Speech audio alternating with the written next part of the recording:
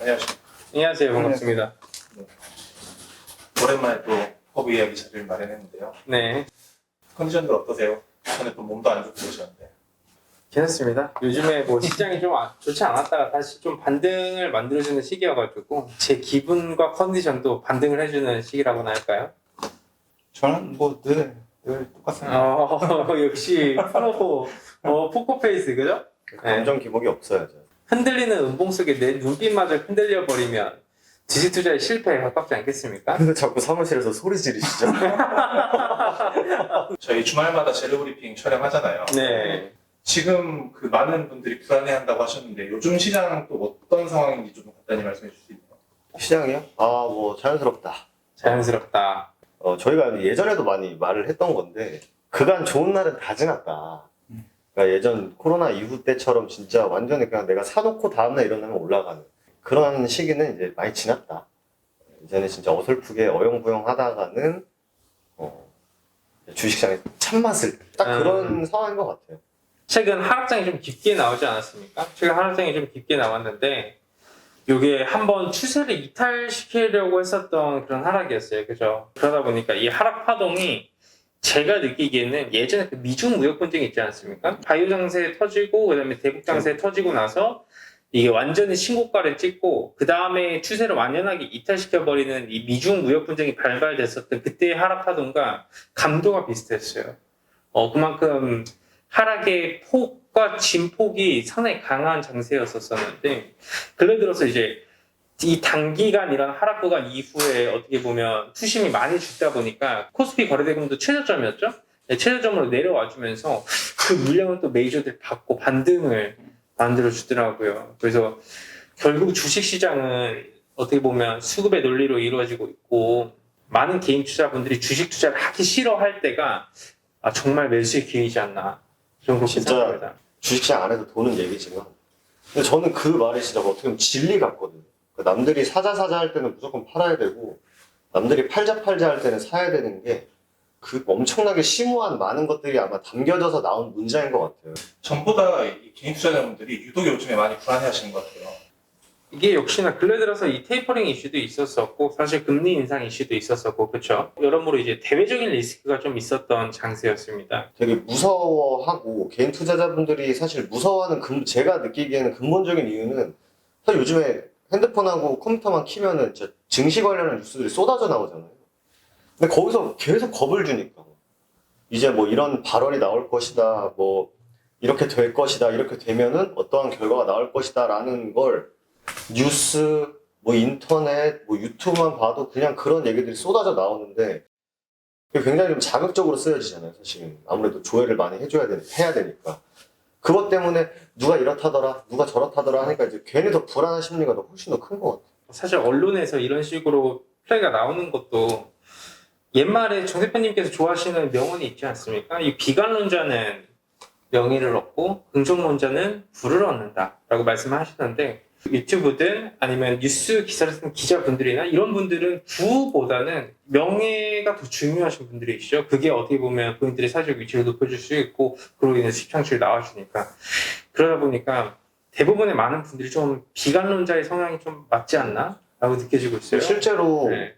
제가 이제 그걸 느낀 게 뭐였냐면은 뭐 물론 과거에도 그런 사례들이 사실 계속 반복되잖아요. 좋다 하면은 사람들 주식한다고 그러고 안 좋다 하면 이거 어떡하냐 이러는데 작년 코로나 3월 18일인가 아마 그럴 거예요. 3월 18일, 19일이 코스닥이 이제 거의 뭐 역사적인 저점을 찍었는데 그때 당시에 뉴스를 보면은 공황이란 단어가 엄청 많이 나왔어요. 경제대공황 온다, 뭐 서브프라임 모기지가 또 터진다. 근데 그때가 증시의 저점이었고 그리고 최근에 이제 고점을 좀 갱신하긴 했습니다만 1월 달에 10만 전자 그 완전 그 열광했던 사람들 10만 전자 간다. 뉴스 도배됐었잖아요. 10만 전자 지금이다 막 했는데 그때가 이제 고점이었고. 그러니까 저희가 뭐 회원님들이나 아니면 뭐 유튜브에서도 말하는 게 그냥 뉴스가 좋다 하면 그냥 안 좋을 거라 생각하고 뉴스에서 안 좋다 하면 이제 좋아질 거다라고 생각하는 게 정답에 많이 가깝지 않나. 코로나 폭락장이 제 모든 관심 종목이 다 한가에 들어가는 모습을 봤어요. 상당히 좀 어떻게 보면 재미는 없었죠. 재미는 없었지만 공포스럽긴 했죠, 공포스러웠었어요. 근데 이게 모든 언론에서도 공황이다, 대공황이다, 이거는 경제 위기다, 무너지는 주식시장 이러면서 나왔지만 결국 그거는 역사적인 매수 기회였었고 이제 비관론자는 명예를 얻었겠지만 현금화해야 된다. 네. 공정론자는 이번 시기에 불을 얻었습니다. 결국 이번 타이밍에 나와줬었던 이런 키워드 자체도 제가 느끼기에는 테이퍼링은 사실 저는 재료 소멸이라고 봐요. 그렇죠? 악재 소멸. 악재 소멸로 보여질 수가 있고 이 키워드 이후에 사실 연준에서 상당히 긍정적인 발언을 했기 때문에 지금은 좀 좋은 매수의 기회지 않나. 실제로 이사님이 코로나 폭락장 오고 이제 고개 살짝 들었을 때 이제 거의 대형주들 풀매수 시킨 네. 장본인이시죠. 네, LG 화학, 카카오, 삼전. 삼성 SDI 이사님 과감하게 그때 이제 많은 사람들에게 지금은 명확하게 매수의 기회다. 근데 그때도 하루 이틀 있다가 또 음봉이 하나 나오긴 했는데 그때 욕 되게 많이 먹거든요. 네. 미쳤냐? 오늘 이 자리에서 좀 다 얘기하기에는 너무 광범위한 질문이긴 한데 이제 시장이 우상향한다라는 말씀을 하실 때 자신 있게 말씀해 주셨거든요. 간단히라도 개인적인 의견, 관점 같은 걸 좀 말씀해 주실 수 있는지. 우리 또 허브경제TV 안에서 콜맨 우리 정 대표님 계시지 않습니까? 그렇죠. 이사님은 콜맨이신가요? 아니면 저도 뭐 약간 콜맨? 네. 저는 원래 콜맨이 아니었어요, 사실. 저는 진짜 다들 아시겠지만 저는 딱 종목을 보면은 어디까지 빠질까부터 보거든요, 사실. 이게 진짜 최악에 가면 어디까지 빠질까? 이걸 물론 뭐 하루하루는 그렇게 봅니다만 제가 이제 콜맨으로 약간 좀 바뀐 그 이유는 막 또 경제 얘기하면 굉장히 재미없고 심플하게 기업들은 안주를 안 하잖아요. 물론 뭐 저희도 똑같이 허브경제TV가 지금 이 상황이 좋다, 만족스럽다라고 해서 그냥 뭐 대충대충 하는 게 아닌 것처럼 앞으로 더 잘 되고 더 나아가야 되는 것처럼 똑같이 현대, 뭐 삼성, LG 이런 기업들도 경쟁에서 이기고 잘 되기 위해서는 돈을 투자하고 계속적으로 뭐 신제품도 만들고 경쟁력을 갖추기 위해서는 그 회사가 발전해야 되는데 회사가 발전하는 거는 결국 기업의 가치가 올라간다는 거잖아요. 기업의 가치가 올라가면 당연히 주가는 올라가지 않을까라는 것부터 시작을 했어요.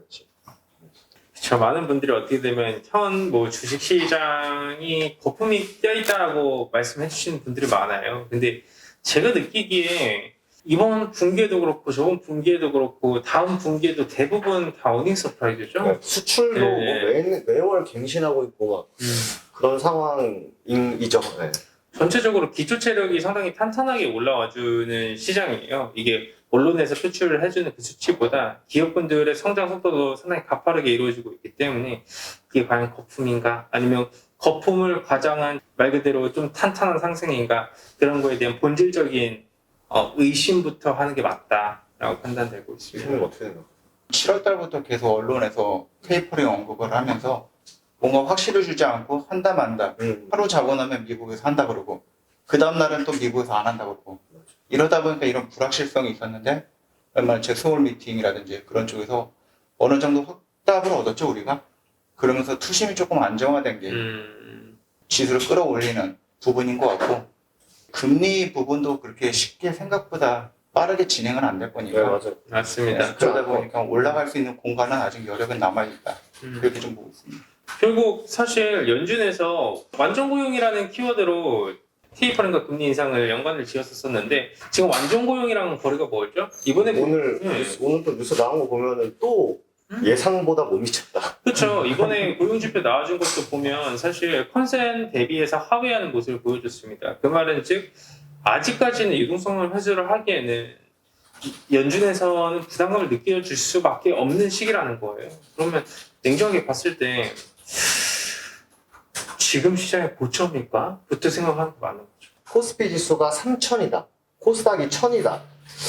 예전에는 우리가 느끼기에 1,000 가면 와 대박이다. 어떻게 코스닥이 1,000을 가지? 코스피가 어떻게 3,000을 가지? 지금 당장 우리가 느끼기에도 3,000, 1,000 하면 엄청 높아 보이잖아요.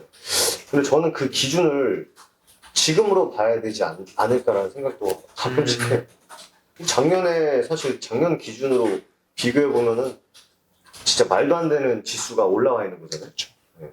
그런 것처럼 이제는 기준을 조금 높여도 되지 않을까. 비교 기준. 아까 이사님 낙관론자라고 하셔서 부 대표님은 낙관론자신가요? 저는 낙관론자는 아닙니다. 네. 우인데요. 네, 저는 낙관론자는 아니고요. 되게 성격 자체가 되게 칼 같은 성격이어가지고 그래도 허브기즈 TV에서 이 숏을 외치는 사람, 매도를 외치는 사람이 사실 저이기 때문에 네, 근래 시장에서도 사실 매도를 외친 사람이 저입니다. 어떻게 보면 냉정하게 보면 상승이 맞지만 주식시장이라는 건 100% 확신할 수 없기 때문에 이게 시장이 올라갈 가능성이 높다 한들 어느 정도 리스크가 있으면 리스크 관리는 필수다. 그거는 명확합니다. 저는 주식시장 자체는 낙관론자. 하나하나 종목은 굉장히 극비관론자죠, 사실. 아까도 말씀드렸다시피 이 종목이 지금 1,000원에 있어요. 이게 과연 얼마까지 빠지지? 그거부터 보고 약간 이제 하기 때문에 종목 자체는 잘 안 믿는 편이죠, 사실. 마지막으로 혹시 이 영상을 보시는 분들한테 하시고 싶은 이야기 있으시나요? 지금 같은 시장에서는 전략이 명확해야 된다라고 저는 생각을 합니다. 내가 뭐 주식시장 좀 빠진다고 주식시장 안 보고 뭐 방치하고 방관하고 그럴 거면 저는 주식 투자를 안 하는 게 맞다 생각합니다. 그렇죠. 단기 매매도 병행을 해야 되고 빠지는 종목이 있으면 분할 매수 해나가면서 포트폴리오도 구성을 해나가야 되고 단순하게 만약에 내가 시장이 빠져가지고 종목의 계좌가 마이너스에 찍혀 있어요. 주식 계좌에. 근데 그게 보기 싫어. 그걸로 스트레스를 받고 그래. 그럼 내가 매매를 잘못하고 있는 겁니다. 예. 주식은 팔기 전에는 손실도 수익도 아니기 때문입니다. 뭐 냉정하게 얘기를 해가지고 그러면 코로나 폭락장 때 그거 다 마이너스 찍혀 있었던 사람 지금 눈 떠보면 어마어마한 수익이에요. 네, 그렇잖아요. 국민연금 그때 코로나 때 여론이 어떤 여론이었냐면 도대체 국민연금은 지수 방어 안 하고 뭐 하냐 계속 그랬어요. 기관들 너네 이런 거 안 사주냐 지금 이런 개인투자 다 죽어가는데 그래서 실제로 연기금들이 엄청 사줬어요. 그 연기금 떼돈 벌었죠. 진짜로. 지수가 이제 알아서 자연스럽게 쑥 올라가니까 수익률이 엄청 높았잖아요. 근데 지금 와서는 파니까 왜 파냐 씨. 근데 이것도 잘 생각을 해야 되는 게 그러면 그때 연기금들은 그 폭락장에 분할 매수를 할 때 그들 계좌에서는 그게 다 플러스였을까요? 그들도 마이너스 아니었을까요? 하루에 마이너스 15%, 마이너스 25%씩 빠지는 공포스러운 장세에서 그들은 매수 진행을 했는데 매수하자마자 손실이지 않았을까요? 그들 또한. 사람들은 눈에 보여지는 이 수익률, 눈에 보여지는 손실률 여기에 따라서 사실 일일비하는 경우가 많아요. 하지만 냉정하게 객관적으로 큰 그림을 보면서 트레이딩을 진행을 하게 되면 당장 눈앞에 있는 내 수익률과 손실률은 아무것도 아니다. 그때 제가 아주 날짜가 기억나는 게 한 8월 6일부터 시장이 꼬꾸라지기 시작했을 거예요. 8월 6일부터 빠진 거는 진짜 기업에 문제가 있지 않는 이상 크게 상관하지 않아도 되지 않을까 라는 의견을 계속 고수를 했거든요.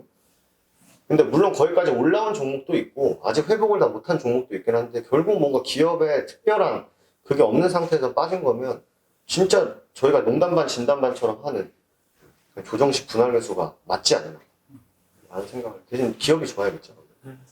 저도 일단은 뭐 떨어지면 가장 먼저 확인하는 게 그 종목이 올라갔던 그 이유가 훼손이 됐는가 그거를 가장 먼저 확인을 하거든요. 그래서 만약에 얘가 뭐 여기까지 올라갔는데 그 이유가 있었는데 떨어질 때 아무런 이유 없이 그냥 지수 연동돼서 떨어진다거나 아니면 뭐 아까 전에 말씀하셨듯이 종목 개별적인 악재 뭐 횡령이 떠진다든지 뭐 하고 있던 사업을 접는다든지 이런 뭐 개별적인 이슈라든지 악재가 없으면은 저도 말 그대로 그냥 분할 매도 관점으로 접근하면은 상승했던 이유가 있는 종목들은 결국은 올라오더라고요.